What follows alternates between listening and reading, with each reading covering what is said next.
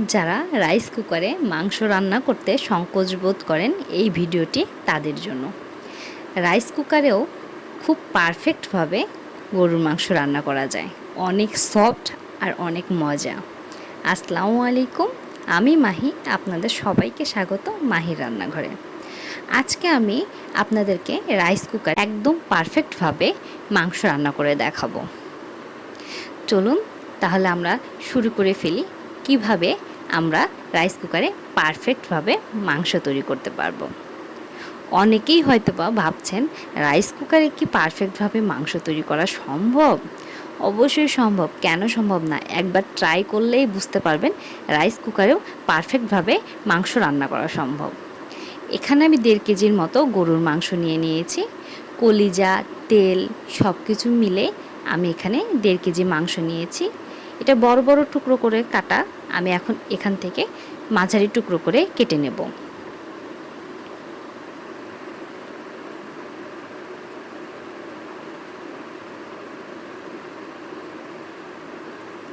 আপনারা আপনাদের পছন্দ মতো টুকরো করে কেটে নেবেন।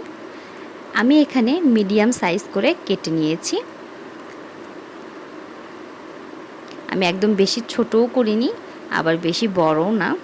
যেহেতু মাংসগুলোতে একটু তেল তেল, সেহেতু আমি পিসটা একটু বড় রাখার চেষ্টা করেছি।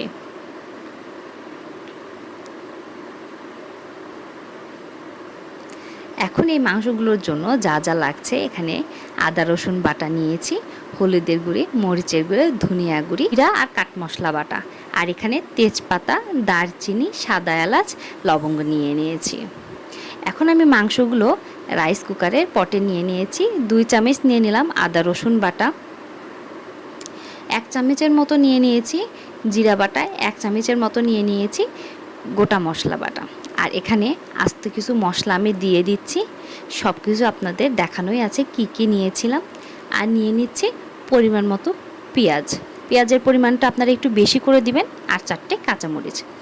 অনেকজন আছে যারা গরুর মাংসে কাঁচামরিচ খায় না, আপনারা গরুর মাংসে অবশ্যই কাঁচামরিচ দিয়ে দেখবেন, ওর টেস্টটা অনেক ভালো আসে। এখানে মেইন কথা, হাত দিয়ে আপনি যত ভালোভাবে মাংসটা মাখিয়ে নিতে পারবেন, এই মাংসের টেস্টটা তত বেশি ভালো হবে। হাতে মাখানো মাংসের টেস্ট অসাধারণ। জাস্ট এখানে আপনারা কোনো পানি ইউজ করবেন না, শুধু জাস্ট হাতটাতে যে মশলাটা লেগে থাকবে সেই মশলাটা ধুয়ে অল্প একটু পানি দিয়ে দেবেন। দেখবেন মাংস থেকেই অনেক পানি বের হবে। ওই পানিতেই আমরা টোটাল মাংসটা কষিয়ে নেওয়ার চেষ্টা করব। এখন আমরা রাইস কুকারে চড়িয়ে দিলাম। আমরা কিছুক্ষণ ওয়েট করব।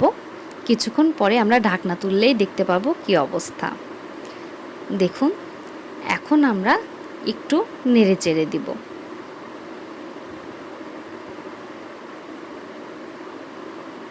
এখনই অনেকটা সেন্ট বের হয়ে গেছে। যখন আপনারা রান্না করবেন বুঝতে পারবেন। আমরা আবার ঢেকে দিচ্ছি। কিছুক্ষণ পরে দেখেন এটা থেকে কতগুলো পানি বের হয়েছে।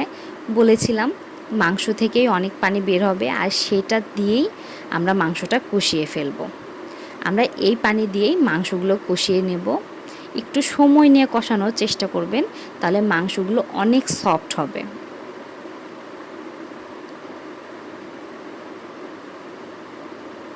রাইস কুকারের মাংস সবসময় অনেকটা সফট হয়, কারণ এটাতে রান্না করতে একটু সময় লাগে। একটু সময় লাগলেও এই মাংসগুলো অনেক সফট হয়, শক্ত হয় না।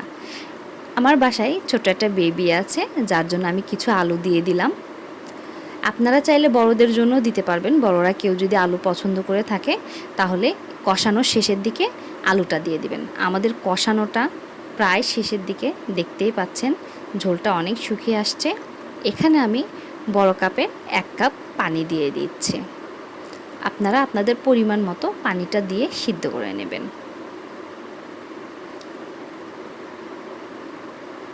দেখুন ধীরে ধীরে পানিটা কমে আসবে। আমরা আবার একটু নাড়াচাড়া করে ঢেকে দিয়ে দিব।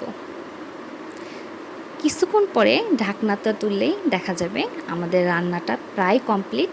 এখন সার্ভ করে দেখাবো। দেখতেই পাচ্ছেন কতটা সুন্দর লাগছে। আপনারা বাসায় অবশ্যই ট্রাই করবেন। সবাইকে ধন্যবাদ। আসসালামু আলাইকুম।